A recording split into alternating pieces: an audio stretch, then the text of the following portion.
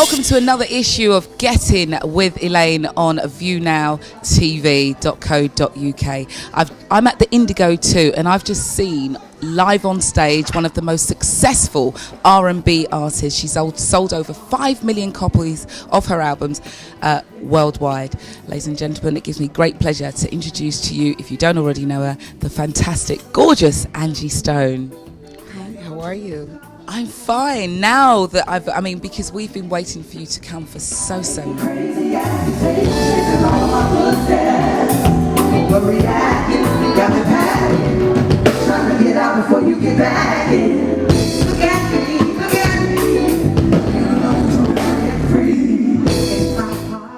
All right, so it was really great for me to see you working with Omar on stage. Your pride, performance to let my faith way. Be strong, hold on.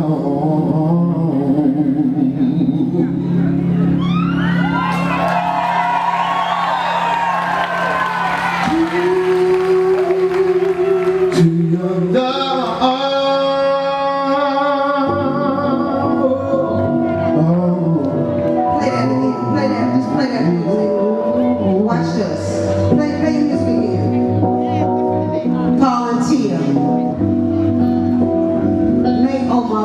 Special up here.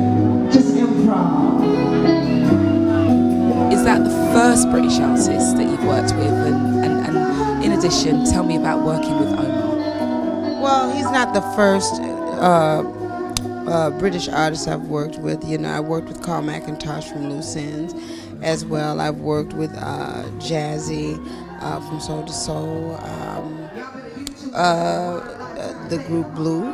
I've worked with Blue. Terry Britton, I wrote one of my biggest hit songs, Don't Treat Me Like a Fool. He's from Britain, so I've had my share.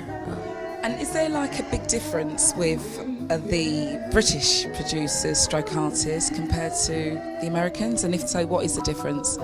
I mean, there's a slight difference because I think the UK artists are very much in tune to yesteryear's music in terms of stretching out and keeping the authenticity of real music intact, whereas I think Americans are generally like to stretch out on being the creators of something new and something phenomenal. So with respect to the British artists, I love the fact that they embrace real music as well as Americans, but you know, in comparison, I think I love working with the British artists.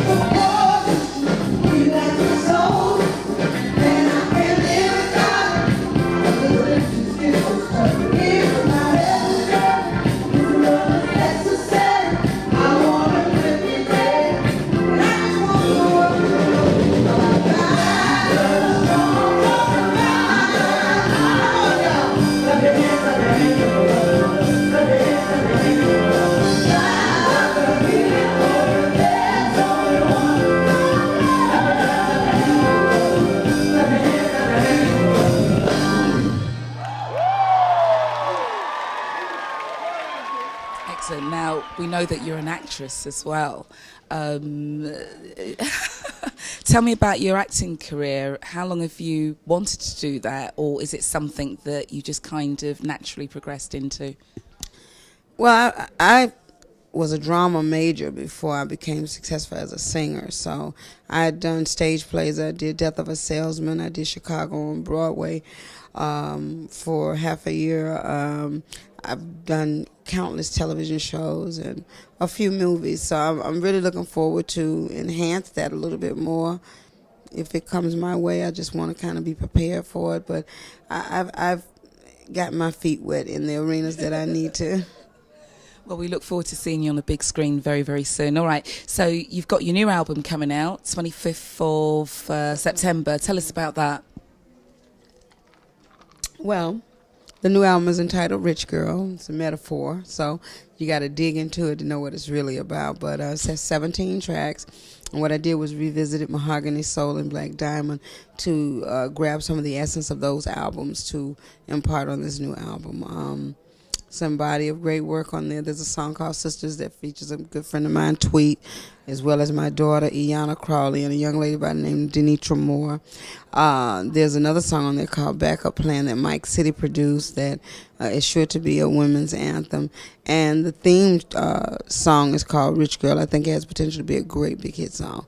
There's also a song on there that I wrote thinking about Amy Winehouse, and this was, prior to her death. So I was very excited to eventually, hopefully, get to meet her and see what she thought about the song that I called my Amy Winehouse song.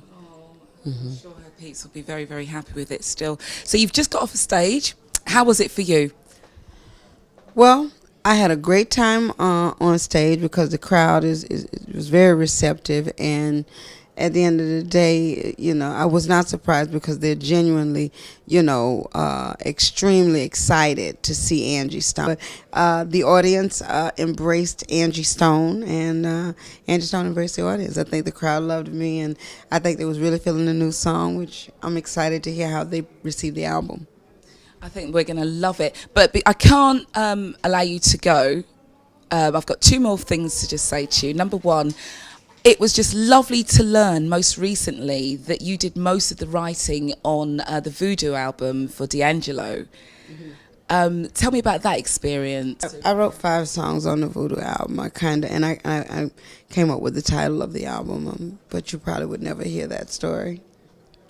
Well, I came up with there was a lyric that I had written that went, baby, when I feel you, the mood hit me like voodoo. I can't move, and just like some old mojo, I see you. And that's how the title of Voodoo came to be.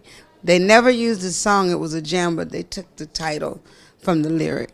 Mm-hmm. Oh, well, there you go. The bit of an exclusive there for you. The last thing I want to admire are your nails. Oh. Get a load of this, peeps. Wow. It cost a little. It cost a lot. And can I see the toenails as well? Is that at all possible? We've got to look at these. These are great. Don't go down there too long. I tell you what, we absolutely adore and love Angie Stone. Please come back again as soon as possible. You're gorgeous in every single way. You really are. It's true. You really are. It's true. Very photogenic. The camera was made for she. You best know this. From me, Elayne Smith, thank you so much for joining us again, and we'll see you on the other side. Take care now. Bye. Hey, this is your girl Angie Stone, and you're watching ViewNowTv.co.uk. Keep it locked. Y'all help me out.